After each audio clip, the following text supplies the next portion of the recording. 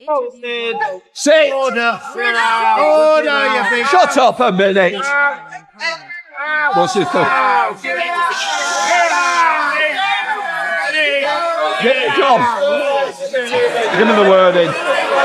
Order! Order! I say to the honourable gentleman, give me the seat. I will not tolerate such behaviour.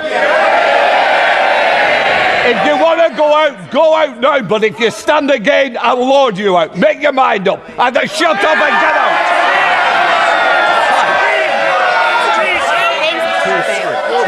What you're about to watch is Kemi Badenoch taking the Prime Minister head-on in Parliament, calm, precise, and relentless, as she presses for answers on faltering welfare reforms, unresolved questions surrounding taxation, and a policy reversal so striking it left members of the government benches visibly unsettled.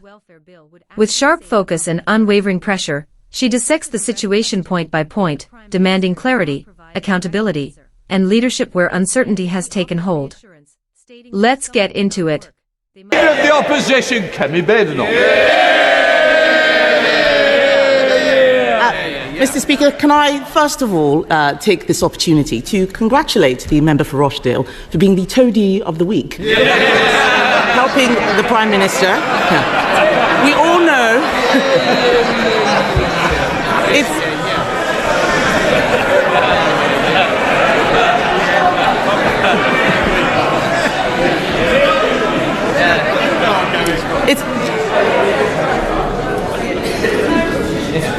There's a lot of people wanting to catch my eye today. There is some free hits on this side. I won't waste your opportunity. It's been a difficult week for the Prime Minister. So let's start with something simple. Can the Prime Minister tell the House how much his welfare bill is going to save? Prime Minister. Mr. Speaker, let me start by saying free school matters on this side of the House. Mr. Speaker, in relation to welfare, what we delivered last night was a bill which ends mandatory reassessment of those with severe disabilities. That is the right thing to do. It rebalances universal credit. That is long overdue, and it sets out a pathway to reform of PIP. Mr. Speaker, it's consistent with the principles I set out throughout. If you can work, you should work. If you need help into work, the state should provide the help. The system that they broke doesn't do so. And if you can't work... I think there's one or two I can spot immediately. Usual voices, same names, please. It's too early to leave the chamber. Prime Minister. And Mr. Speaker, if you can't work, you must be supported and protected.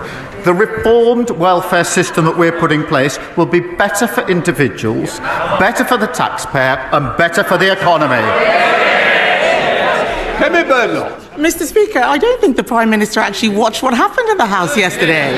His bill was completely gutted. A U-turn in the middle of the debate, removing Clause 5. Where on earth was he? The reason why he can't answer the question is because he knows it doesn't save any money. It's going to cost millions. This is the first Prime Minister in history to propose a bill to save money who ended up with a bill which costs money. So if the bill doesn't cut welfare spending, can the Prime Minister tell the House how many people it will get into work? Well, Mr. Speaker, I'm glad she asked that because it gives me the opportunity to say we've already started changing the job centres and investing in support back into work. The Trailblazer scheme, which is doing exactly what she asked me, which is getting people back into work. The bill last night will help people back into work, and of course the Timms review is ongoing. But I tell you what won't help people back into work, won't help control the costs, and that is voting to keep the broken system. And that is what they did last night. Everybody in this House accepts that the current system is broken. It invites the question, who broke it? They broke it. And last night, they voted for the status quo. The broken system is their policy. That won't help individuals, taxpayer, and it certainly won't help the economy. Mr. Speaker, I'll tell him what we did on welfare. Yes, they can laugh. Why are they laughing? While they're laughing, they don't know my party delivered the biggest reform of welfare in government. We got record numbers of people into work, including millions of disabled people, and we cut the deficit every year until COVID. The fact is, we're not scared of doing difficult things on this side of the House. We got people back into work. What he forgets is that since the election, since he became Prime Minister, an additional 1,000 people a day are signing on to incapacity benefits. That is 50% more than under us. 50% more than under us. And Mr. Speaker, astonishingly, because of the mess they made yesterday, because there are no more savings, sickness benefits alone are set to rise to £100 billion on his watch. He cannot reduce that now. He cannot reduce that now. Mr. McKee, I think we've had a run-in before. I certainly don't want any more. Seriously. You're obviously not getting your timing right because I can hear your voice every time. I'll start again, Mr. Speaker. Yes. Sickness benefits, louder for those at the back, sickness benefits are set to rise to £100 billion because of their mess. They cannot now reduce it. They can't reduce it because after last night's humiliating U-turn, we know he cannot control his MPs. They're cheering now, but you signed the amendment. You signed the amendment. Over 100 people signed that reasoned amendment until the bill was completely gutted. He said that he would take the difficult decisions, but isn't the reality that he is too weak to get anything done? Mr. Speaker, I'll tell them what they did to the welfare system. They broke it. And it's the same as the NHS. What did they do? They broke it. Same as the economy. What did they do? They broke it. They broke everything that they touched. And now she describes the broken system that we are trying to fix. What did she do? She voted against fixing the system that they broke. And I'll tell you, Mr. Speaker, and spell that out, they voted last night for the system that is keeping 1 million young people not learning or earning. That is a disgrace of their system. They voted for a system where we have 3 million people out of work on ill health, and they voted for that system. We're fixing it. We're clearing up the mess that they left, just like we're clearing up the NHS and the economy. He's got some brass neck. Has he read the papers this morning? Has he read the papers this morning? That bill will achieve nothing. It is a pointless waste of time and is absolute proof that he doesn't have a plan. Let me tell the House what's going to happen. In November, the Chancellor is going to put up our taxes to pay for his incompetence. We on this side of the House know that you can't tax your way to growth. But people out there are frightened. People out there... Yes. These are the same people who cheered when they talked about the NI rise and the jobs tax. Why are they complaining now? People out there are frightened. Can he, Mr. Speaker, can he reassure them by ruling out tax rises in the autumn budget? Prime Minister. Mr. Speaker, she knows that no Prime Minister or Chancellor ever stands at the dispatch box and writes budgets in the future. That isn't what they did, it isn't what we did. And she knows it. But she talks about growth. For 14 years, we had stagnation, and that is what caused the problems. And I'm really pleased, Mr. Speaker, to show the progress that we're making. I can update the House. Last week, Amazon put in £40 billion of investment into this country, one of the biggest investments of its time. That brought the inward investment to £120 billion in the first year of this Labour government. Mr. Speaker, I can also tell the House that business confidence is the highest for 9 years. That's longer than the whole time that the leading opposition's been in Parliament. And the figures this week demonstrated and showed we had the fastest growth in the G7 in the first quarter of this year. What a difference to the mess they left. That's the difference a Labour government made. Mr. Speaker, he talks about jobs. Unemployment has risen every month since Labour took office. Has he spoken to Nissan, by the way, and looked at what's happening there? This man has forgotten that his welfare bill was there to plug a black hole created by the Chancellor. Instead, they're creating new ones. They're creating new ones.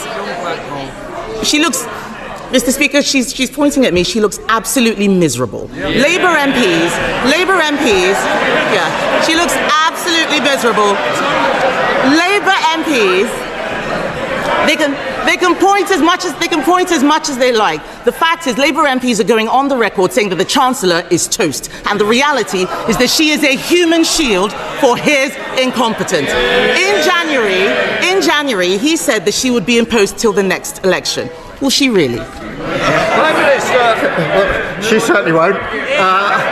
Mr. Speaker, I have to say I'm always cheered up when she asks me questions or responds to a statement, because she always makes a complete mess of it and shows just how unserious and irrelevant they are. But she talks about the black hole. They left a £22 billion black hole in our economy, and we're clearing it up. And I'm really proud, Mr. Speaker, that in the first year of a Labour government we got free school meals, breakfast clubs, childcare, got £15 billion invested in transport in the North and the Midlands. We're cutting regulation, planning and infrastructure is pounding forward, building 1.5 million homes, the biggest investment in social and affordable housing, and of course, Mr. Speaker, the 3 trade deals. Remember the ones that they couldn't get, including the US trade deal. On Monday, those tariffs came down. That secured the jobs at JLR. That's who we care about on this side of the House. How awful for the Chancellor that he couldn't confirm that she would stay in place. He talks about this year in office. This week marks the first anniversary of Labour coming into office. And let's have it. Yes. The whips can't get them in the lobbies, but they can get them to cheer at the right time. Yeah. The fact is, his own MPs are saying this government is, and I quote, incoherent and shambolic. That's Liverpool Wavertree that said that. I could go on and on. But the fact is, it's been mistake after mistake after mistake. There is no plan to get people into work. There is no plan to cut the welfare budget. There is no strategy. There is just a series of humiliating U-turns like winter fuel, like grooming gangs. Mr. Speaker, what's really shocking is that every other party in this House voted for even more welfare spending yesterday. Yes, those MPs behind him and the Lib Dems and Reform. The Conservative Party believes that this country needs to live within its means.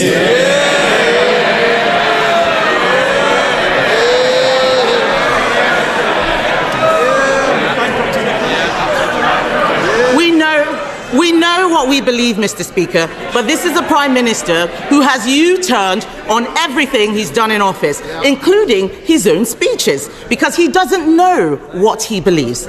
With left-wing Labour MPs now running the government, isn't it working people who will now pay the price? Mr. Speaker, this is why she always cheers me up. She talks about living within their means, having left a £22 billion black hole. Mr. Speaker, she talks about the first year. I'm really proud of our first year in government. We promised, Mr. Speaker, 2 million extra NHS appointments. We've delivered 4 million. A promise made and a promise delivered. We promised the biggest upgrade to workers' rights in a generation within the first 100 days. Promise made, promise delivered. We promised free breakfast clubs. That's a promise made and a promise delivered. Banning bonuses for water bosses who pollute our rivers. That's the mess they left. A promise made and a promise delivered. Creating GB Energy. A promise made and a promise delivered. The largest increase in defence spending since the last Labour government. A promise made and a promise delivered. And putting more money in the pockets of working people, particularly the 3 million who are the lowest paid through the national minimum wage. A promise made and a promise delivered. We're only getting started, and the Chancellor has led on all these issues, and we're grateful to her for it. Badenoch rose with precision, calm, composed and clearly more across the details of the government's welfare proposals than the Prime Minister appeared to be. Mr. Speaker, she began, let's start with something simple, a line that immediately set the tone for the exchange.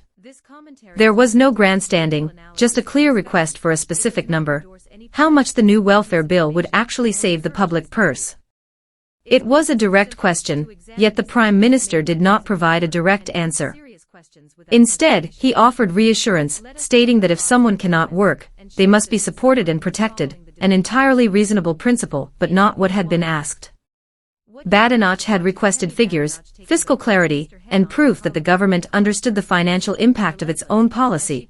What came back was a statement of intent, but no numbers to support it. She pushed back immediately, and with good reason, because buried within the welfare bill was Clause 5, a provision quietly stripped back during debate after pressure from the government's own backbenchers. The administration had introduced the legislation promising it would reduce welfare spending, yet under internal pressure it altered the bill in ways that increased the projected cost. Badenoch laid this out with sharp clarity. The Prime Minister had stood before the House promising savings, but was now overseeing a bill moving in the opposite direction. She pressed further, asking how many people the legislation would actually help return to work. Once again, no clear figure emerged. The Prime Minister spoke broadly about support structures and reform plans, while Badenoch focused on measurable results. She then outlined what a credible welfare reform strategy could look like: targeted pilot programs, a more balanced approach to universal credit, and an end to blanket mandatory reassessments. She wasn't merely criticizing, she was demonstrating that clear policy thinking exists, and that the government had failed to apply it with coherence. The figures she raised were impossible to ignore. The cost of incapacity benefits is now approaching 100 billion, a number that demands serious attention. Her argument was straightforward and forceful. The government can no longer meaningfully reduce that burden because it has already weakened the only piece of legislation designed to address it. The amendment pushed through by Labour MPs, which had just been loudly welcomed on their benches, in her view had effectively locked in financial disorder. Turning directly toward those members, she delivered the point with firm clarity: you signed the amendment, you may celebrate it now, but you have just voted for fiscal instability. It was a moment of real parliamentary impact, and it landed.